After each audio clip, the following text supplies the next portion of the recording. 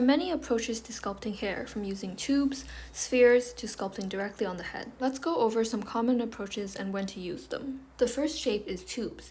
These are great when you need to see individual hair strands, for example in bangs, ponytails, and other loose strands. When using the tube, the first thing to do is set it to snap at every point and use the curve tool.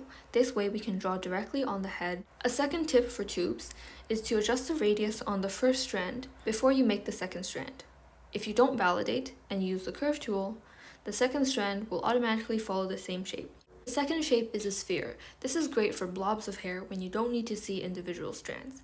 But we still need to add directionality to the hair, and in this example I've already gone ahead and added ridges using the crease tool, alternating with valleys. But the topology doesn't look great. In many cases we might want to use the UV sphere instead because it has poles.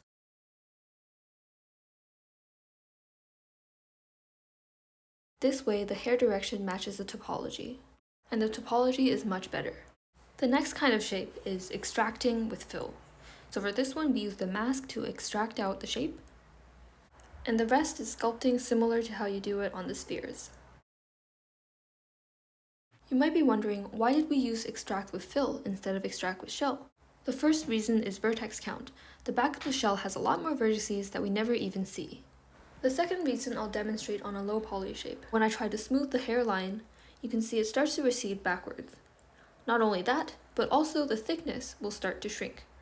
You can see here that there's a small gap between the hair and the head. For this reason, I avoid sculpting on shells as much as possible. The next way is to sculpt directly on the head. This is great if you want the hairline to fade, which is often the case with short hair as well. I'm actually turning on stroke painting, that way I can paint the hair and sculpt at the same time. To make it more visible, let's switch to a darker color. Instead of a sharp hairline, you can see that it fades into the skin. To recap, we've covered tubes, blobs from spheres and UV spheres, blobs from extracting with fill and why not to extract with shell, and sculpting directly on the head. We can combine these approaches strategically. For example, to make the back of the hair look less solid, I added a couple more strands with tubes. In another example, to make the hair more interesting, I added some more tubes to break up the shape.